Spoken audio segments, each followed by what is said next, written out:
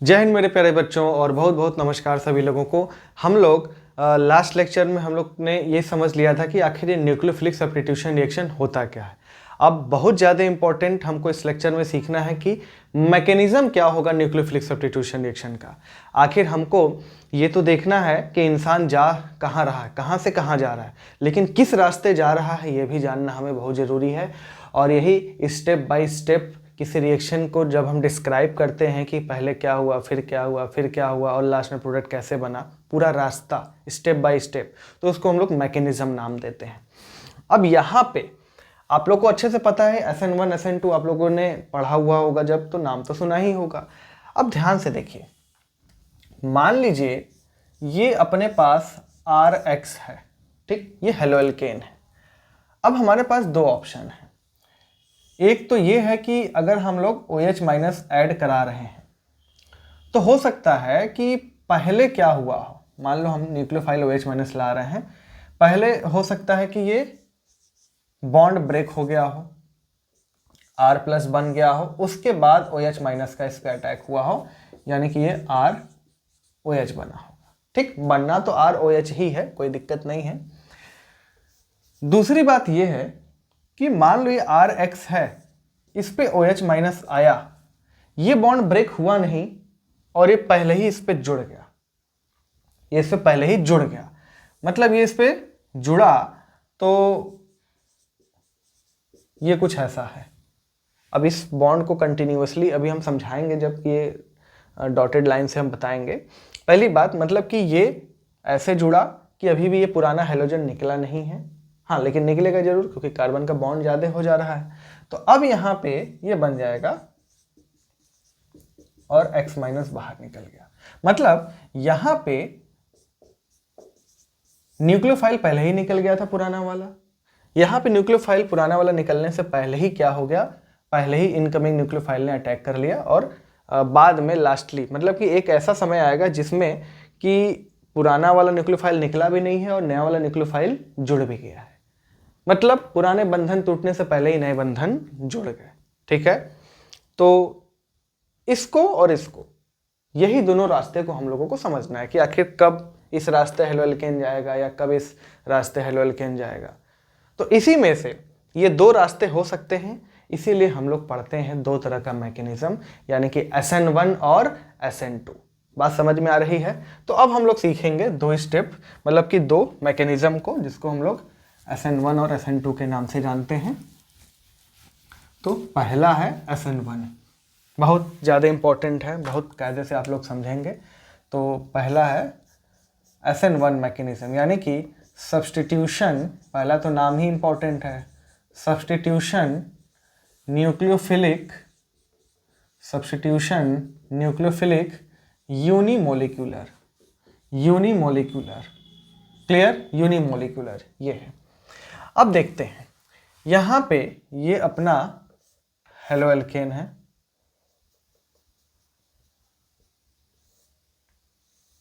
ये अपना हेलोएल्केन है, ठीक, और हेलोएल्केन में हम लोग यहाँ पे इस हेलोजन को क्लोरीन मान के चलते हैं। अब पूछना कि सर ये आपने क्यों लगाया नहीं, अभी जस्ट हम लगा देंगे, पहले हम देख तो लें कि ये हम इस रास्ते जाना चाहते हैं तो क्या होना चाहिए वहाँ पे ग्रुप। ठीक, अब देखो ये अभी यहाँ पे कार्बन क्लोरीन है, ये हम लोग SN1 पढ़ रहे हैं। SN1 में क्या है, SN1 पहली बात तो दो स्टेप का है, जितना भी मैं बात लिखते जा रहा हूँ सब आप नोट करते जाएंगे। SN1 मतलब SN1 मतलब 2 स्टेप का प्रोसेस, जिसमें पहला स्टेप जो है स्लो है और रिवर्सिबल है, स्लो रिवर्सिबल, और इसको क्या बोलेंगे यहाँ पे, पोलर प्रोटिक सॉल्वेंट लेंगे। पोलर तो लेना ही है भाई, बॉन्ड को ब्रेक करना है तो हमें तो पोलर तो लेना ही पड़ेगा, चाहे वो SN1 हो चाहे SN2। ठीक है, स्लो स्टेप, और इसको बोलेंगे बॉन्ड ब्रेकिंग, और स्लो है तो rate determining step, RDS, rate determining step. ये बॉन्ड टूट गया, यानी कि न्यूक्लियोफाइल अलग हो चुका है, और न्यूक्लियोफाइल अलग हो चुका है तो अब ये बन जाएगा कार्बोकेटायन। याद रखना कार्बोकेटायन बनता है SN1 में। अब ये जो कार्बोकेटायन है ये जो कार्बोकैटायन है ये इंटरमीडिएट है भाई। इतना मैं इसलिए डिटेल में बता रहा हूँ क्योंकि बेटा 11th में आपने क्या पढ़ा है क्या नहीं पढ़ा है, अगर आपका टारगेट केवल बोर्ड्स है तो आपने 11th अच्छे से नहीं पढ़ा है। तो 11th नहीं पढ़ा है तो आप एक एक चीज़ को गौर करिएगा। अब ये जो कार्बोकैटायन है ये होता है प्लेनर। कैसा होता है? Trigonal planar. ठीक है, ट्राइगोनल प्लेनर का मतलब ये कार्बोकैटायन है एकदम जैसे आपका सीलिंग फैन होता है ना, इस तरीके का। ठीक, ये एकदम इस तरीके का। ठीक, एकदम इस तरीके का, इसको बोलते हैं ट्राइगोनल प्लेनर। मतलब अगर हम यहाँ से ऐसे चाकू लेके काट दें तो ये मार्कर भी आधा कट जाएगा, ये मार्कर भी आधा कट जाएगा, ये मार्कर भी आधा कट जाएगा। मतलब कोई बॉन्ड ऐसे या कोई बॉन्ड ऐसे नहीं है, मतलब कोई बॉन्ड ऐसे या कोई बॉन्ड ऐसे नहीं है, ये एकदम इसी तरह है, ट्राइगोनल प्लेनर। और ट्राइगोनल प्लेनर है, ध्यान से समझिएगा, ट्राइगोनल प्लेनर है अगर अब क्या है, पहले स्टेप में कार्बोकैटायन बन चुका है, अब न्यूक्लियोफाइल आएगा, पुराना न्यूक्लियोफाइल निकल गया, अब नया वाला न्यूक्लियोफाइल आएगा, इनकमिंग न्यूक्लियोफाइल। अब मान लीजिए इनकमिंग न्यूक्लियोफाइल आ रहा है, ठीक है, मान लो इधर से आ रहा है। अब ये न्यूक्लियोफाइल भाई ये तो प्लेनर है, अगर ये थोड़ा सा ऐसे रहता, मान लो ये देखो ऐसे समझो, मान लो ये बॉन्ड ऐसे रहता थोड़ा सा ऐसे, तब ये न्यूक्लियोफाइल यहाँ से नहीं आ पाता, इससे रिपल्शन होता, तो वो केवल यहीं से आ पाता। समझ रहे हो बात को ना? तो अब लेकिन ये क्योंकि ये प्लेनर है, न्यूक्लियोफाइल आ रहा है, तो ये चाहे इधर से अटैक करे चाहे इधर से अटैक करे। ठीक है, चाहे मतलब इसको अब हम लोग बोल सकते हैं चाहे फ्रंट अटैक अगर ऐसे है तो चाहे फ्रंट अटैक करे ऐसे, या बैक साइड अटैक करे, या प्लेन के ऊपर से अटैक करे या प्लेन के नीचे से, या फिर सीधे से बोल दो फ्रॉम आइदर साइड। बात समझ में आ रही है? From either side. तो क्योंकि कार्बोकैटायन जो है वो ट्राइगोनल प्लेनर है, ठीक है, ये जो है sp2 है और ये इसका ज्योमेट्री है ट्राइगोनल प्लेनर। तो इसमें जो सेकेंड स्टेप में नया न्यूक्लियोफाइल आएगा इनकमिंग, वो आइदर साइड से अटैक कर सकता है। तो स्टेप सेकेंड में हम बोलेंगे, स्टेप सेकेंड जो है ये कार्बोकैटायन है और ये फास्ट होगा, ये OH माइनस आ रहा है। अब इसको मैं देखो बता रहा हूँ ऐसे, attack from either side, from either side, कहीं से भी अटैक करेगा। हाँ, दोनों तरफ से अटैक अगर करेगा तो ध्यान से समझना, एक तो ऐसा ही बनेगा प्रोडक्ट और दूसरा इसका अपोजिट बनेगा। मतलब कि पूरी संभावना है कि अगर ये ऐसे अटैक कर रहा है तो हम मानेंगे कि पहले वाला जो प्रोडक्ट है सारे बॉन्ड्स ऐसे रहेंगे, और अगर उसके अपोजिट अटैक कर रहा है तो पूरा कन्फिग्रेशन चेंज हो जाएगा। मतलब दो तरीके का प्रोडक्ट बनेगा। तो एक तो हम ऐसे ही बना लेते हैं, एक तो हम ऐसे ही बना लेते हैं, इस पे आ जाएगा OH, और दूसरा मतलब ये अगर मान रहे हैं कि एक अटैक हुआ होगा, ठीक है, एक साइड से अटैक किया होगा तो कुछ ऐसा प्रोडक्ट अगर बना, तो जाहिर सी बात है दूसरा उसके अपोजिट साइड से अटैक कर रहा है। आइदर साइड का मतलब क्या है, अगर एक अबव द प्लेन है तो दूसरा बिलो द प्लेन है, तो मान लो ये अबव द प्लेन से बना है तो बिलो द प्लेन से इसका जस्ट उल्टा बनेगा, मिरर इमेज। ठीक, तो मिरर इमेज हम लोग ऐसे बना लेते हैं। बात समझ में आ रही है? तो यहाँ पे रिटेंशन भी हो रहा है, मतलब कि रिटेंशन का मतलब कि जैसा था वैसा भी बन रहा है, उसका अपोजिट भी बन रहा है, यानी यहाँ पे रेसमाइजेशन हो रहा है। रेसमाइजेशन वो प्रोसेस होता है जिसमें इक्वल एंड अपोजिट कन्फिग्रेशन के प्रोडक्ट बनते हैं। ठीक, तो बात समझना है, यहाँ पे रेसमाइजेशन भी हो रहा है। समझ में आ रही है बात? अब इसके बारे में इसका कैरेक्टरिस्टिक्स में हम कुछ इधर बात लिखते हैं। ये समझ में आ रही है बात आप लोगों को? तो ये 2 स्टेप का प्रोसेस है। अब कैरेक्टरिस्टिक्स में आप लोग ये लिखेंगे क्या, सबसे पहली बात तो स्लो स्टेप जो रेट डिटरमाइनिंग स्टेप है वो पहला वाला स्टेप है, यानी कि फॉर्मेशन ऑफ कार्बोकैटायन। तो फॉर्मेशन ऑफ कार्बोकैटायन है तो इसका जो रेट लॉ एक्सप्रेशन होगा, रेट इक्वल्स टू के। अब रेट लॉ एक्सप्रेशन में ध्यान से समझो, केवल प्रोडक्ट रिएक्टेंट में यही दिखाई दे रहा है, हेलो एल्केन। ठीक, तो हेलो एल्केन का पावर 1, ये रेट लॉ एक्सप्रेशन है। यानी कि इसका 1 वो इसीलिए लिखा हुआ है ताकि इसका ऑर्डर जो है वो 1 है। समझ में आ रही है बात। और दूसरी बात, यहाँ पे जो रिएक्टिविटी ऑर्डर होगा, रिएक्टिविटी ऑर्डर जो होगा अब वो डिपेंड करेगा, डिपेंड्स अपॉन, या reactivity directly proportional to stability of carbocation.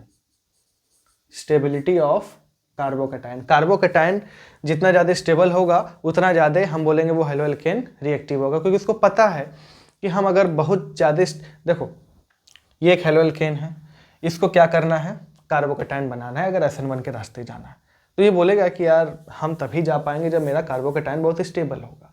अगर इसका कार्बोकैटायन बहुत ज़्यादा स्टेबल हुआ तो फटाक से ये बना लेगा, ठीक है, फटाक से ये बॉन्ड ब्रेक कर देगा, फटाक से SN1 के रास्ते चला जाएगा, तो रिएक्टिविटी उतनी ज़्यादा होगी।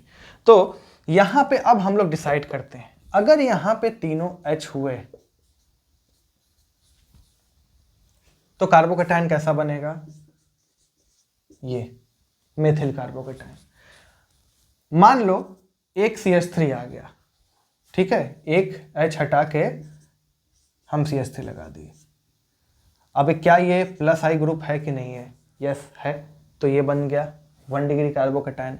हम एक और CH3 यहाँ पे लगा दें तो ये एक H हटा के एक और CH3 लग जाएगा, दो प्लस आई ग्रुप लग गए और ज़्यादा स्टेबल कार्बोकैटायन बनेगा, ठीक। तीसरा अगर हम यहाँ पे तीसरा भी CH3 लगा दें तो ये भी H हट के ये लग जाएगा, यानी कि ये भी प्लस आई ग्रुप है।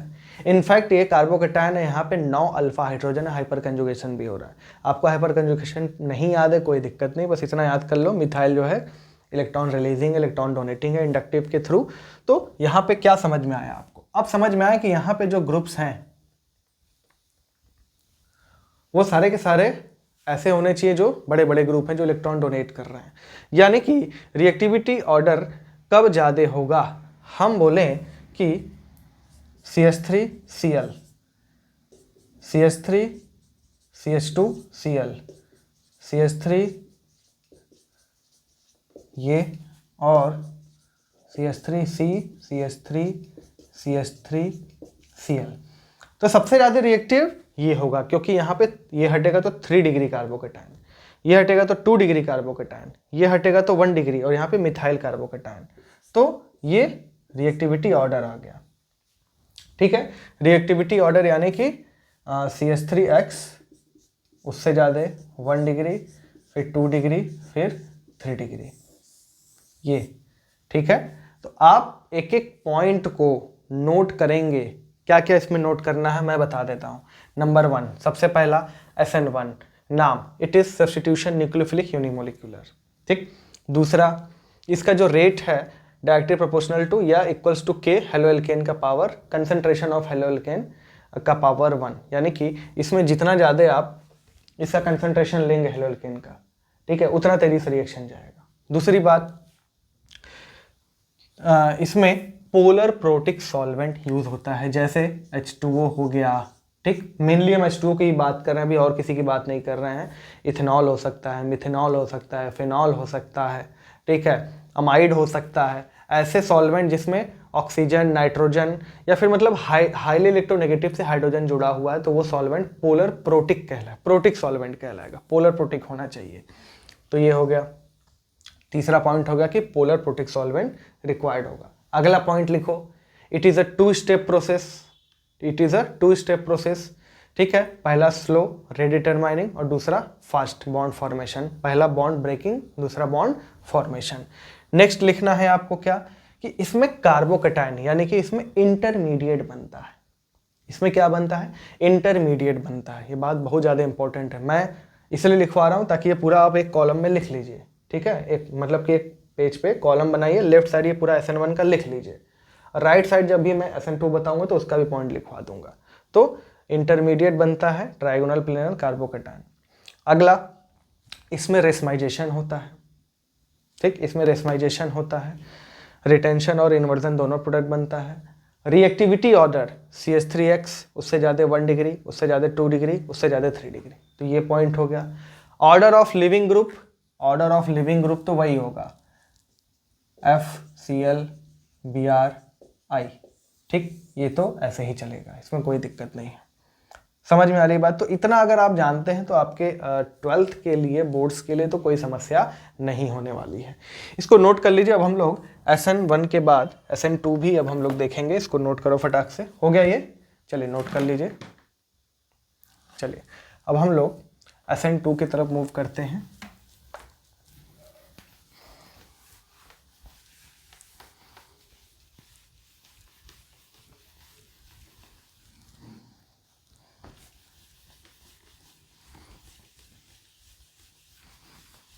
ध्यान रखना एक चीज़ और है कि थोड़ा सा अगर आप लेवल बढ़ाना चाहें तो SN1 में, क्योंकि कार्बोकैटायन बन रहा है तो रीअरेंजमेंट भी पॉसिबल है, ठीक। जो लोग अभी कुछ ही दिन बाद जेईई मेंस का पेपर भी है आप लोगों का, तो आप उसको देख लेंगे। अगला है SN2, यूनी के जगह बाई हो जाएगा, ठीक है, बाई मॉलिक्यूलर। फिर से हम लोग देखते हैं, ये अपना हेलो एल्केन है, यहाँ क्या ग्रुप होने चाहिए हम देखते हैं अभी, ये रहा Cl।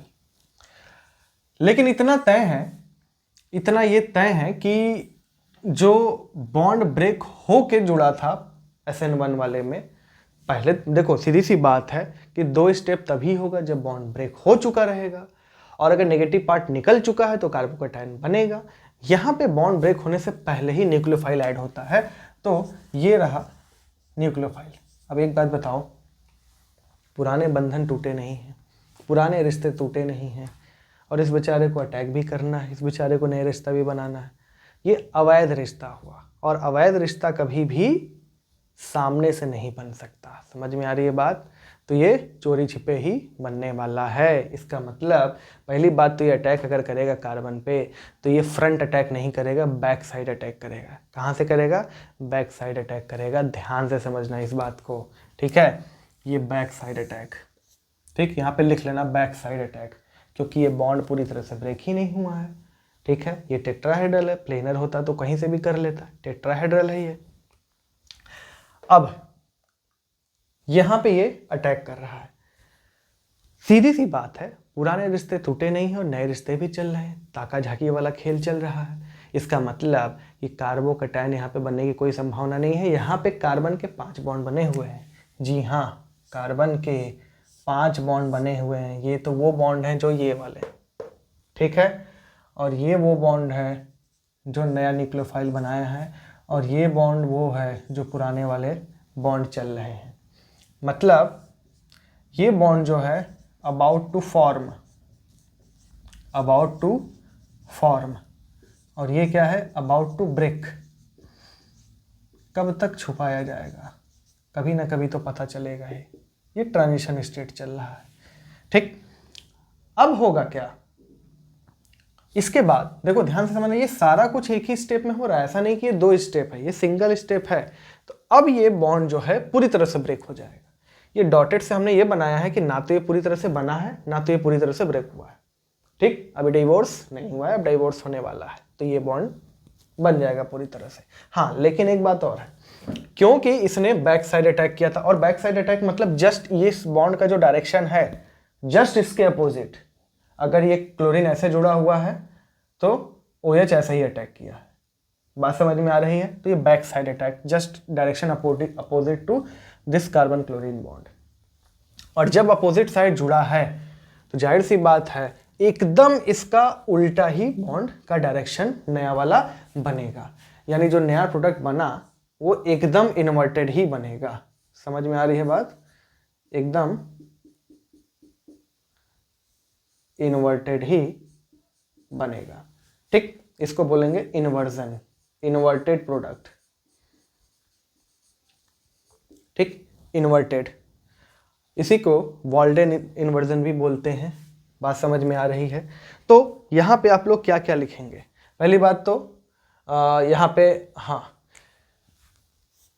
Polar aprotic solvent, polar aprotic solvent, जैसे DMF हो गया, ठीक है, DMA हो गया, ठीक है, DMSO हो गया, एसीटोन हो गया, क्राउन ईथर हो गया, और भी बहुत सारे, ठीक है, ऐसे हैं जो पोलर तो हैं लेकिन एप्रोटिक है, ठीक, वहाँ पे कहीं ऑक्सीजन, नाइट्रोजन, ठीक है, या फ्लोरीन के साथ हाइड्रोजन नहीं जुड़ा हुआ है, वो एप्रोटिक है। लेकिन पोलर तो चाहिए भाई, बॉन्ड तो ब्रेक करना ही है, आज नहीं तो कल तो ब्रेक ही करना है, तो ध्यान से समझना। और ये जो है स्टेप, मतलब स्टेप नहीं, ये जो बना हुआ है स्पीशीज, इसको बोलते हैं ट्रांजिशन स्टेट। ट्रांजिशन स्टेट, समझ में आ रही बात? इसको हम लोग ऐसे बना देते हैं और ये अनस्टेबल होता है, मतलब इसको ख़त्म होना ही होना है, ठीक। अब देखिए यहाँ क्या क्या ग्रुप होने चाहिए, पिछली बार तो हम लोग देख लिए थे। अब देखिए है क्या, इसको अटैक करना है चोरी छिपे, इसको अटैक करना है चोरी छिपे, ठीक। ये मेन पार्टी है, इसके साथ जिसके रिश्ते जुड़े हुए हैं, और ये तीनों जो बॉन्ड हैं, मतलब यहाँ पे जो जुड़े हुए हैं वो घर के सदस्य हैं। अगर इसको काम करना है, आसानी से यहाँ जोड़ना है, वो क्या चाहेगा, घर में 3-3 हट्टे कट्टे नौजवान मौजूद हों कि 3 छोटे छोटे बच्चे मौजूद हों, तो ये जरूर चाहेगा कि भाई छोटे छोटे बच्चे हों, नहीं तो धुलाई तो अच्छे से हो जाएगी, चोरी छिपे काम हो रहा है ना, तो धुलाई तो अच्छे से हो जाएगी। इसका मतलब ये हमेशा चाहेगा कि यहाँ पे H हो, H हो, H हो। समझ में आ रही है बात? यहाँ पे चाहेगा कि ये क्या हो, यहाँ पर भी H हो, यहाँ पर भी H हो, यहाँ पर भी H हो। सबसे ज़्यादा रिएक्टिव ये, अगर हमने एक एल्किल लगा दिया और तो रिएक्टिविटी घट गई, क्योंकि एक बल्कि ग्रुप आ गया बड़ा सा, एक और लगा दिया तो एक और बल्कि ग्रुप आ गया, एक और लगा दिया तो और बल्कि ग्रुप आ गया।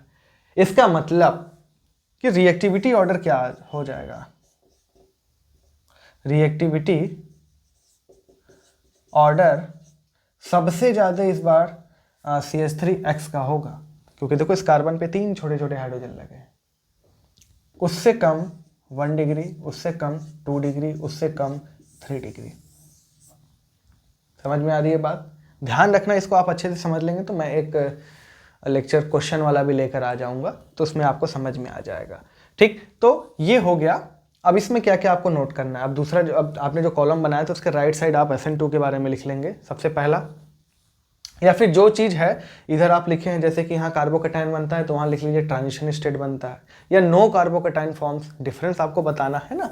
तो आप अब इसमें कुछ पॉइंट्स आप लिख लीजिए। पहला तो सब्स्टिट्यूशन न्यूक्लियोफिलिक बाइमोलिकुलर, ठीक। दूसरा, यहाँ पे पोलर एप्रोटिक सॉल्वेंट है, it is a single step process, 3 point हो गए। यहाँ पे ट्रांजिशन स्टेट बनता है, 4 पॉइंट हो गए। रिएक्टिविटी ऑर्डर जस्ट उसके अपोजिट है।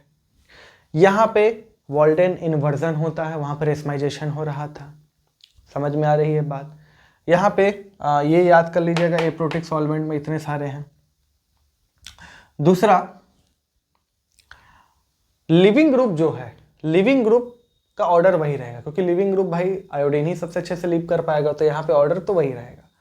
इसका जो रेट लॉ एक्सप्रेशन है, तो ये जो है ये धीरे से हो रहा है, ठीक। ये अटैक धीरे से हो रहा है, यानी कि यहीं पे रेट डिटरमाइनिंग है, सिंगल स्टेप है। तो ध्यान से समझना, रेट लॉ एक्सप्रेशन हो जाएगा रेट इक्वल्स टू K, इसका हेलोएल्केन का पावर 1, हेलोएल्केन का कंसंट्रेशन का पावर 1, और ये जो न्यूक्लियोफाइल इनकमिंग है इसका पावर भी 1, यानी ऑर्डर इसका 1 + 1 कितना हो जाएगा, 2 हो जाएगा। समझ में आ रही है बात? तो ध्यान से समझिएगा, मतलब कि अगर कभी ऐसे वर्ड प्रॉब्लम आ जाए, एक NSR हो रहा है, न्यूक्लियोफिलिक सब्स्टिट्यूशन रिएक्शन, वहाँ पे हम लोग हेलोएल्केन का कंसंट्रेशन बढ़ा रहे हैं और न्यूक्लियोफाइल को भी घटा बढ़ा रहे हैं, ठीक है, और दोनों से ही रिएक्शन के रेट को फर्क पड़ता है, तो इसका मतलब वो SN2 है।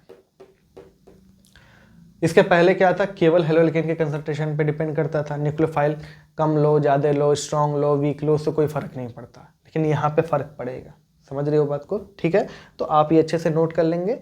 हाँ, जैसे कि मान लो कोई क्वेश्चन आ गया तो एक रफली तो आपको याद होना चाहिए कि 3 डिग्री सबसे ज़्यादा, फिर 2 डिग्री, फिर 1 डिग्री, फिर मिथाइल SN1 में, SN2 में उसी का उल्टा, ठीक। और आपको ये तो पता ही है बेंजाइल और एलाइलिक ये सब कुछ ज़्यादा रिएक्टिव होते हैं तो उनका रेट तो ज़्यादा ही होगा। समझ में आ रही है बात। तो ये कुछ ये मैकेनिज्म दो थे, बहुत ज़्यादा इंपॉर्टेंट है, इसको आप अच्छे से नोट कर लीजिए। क्लियर, इसको नोट कर लो।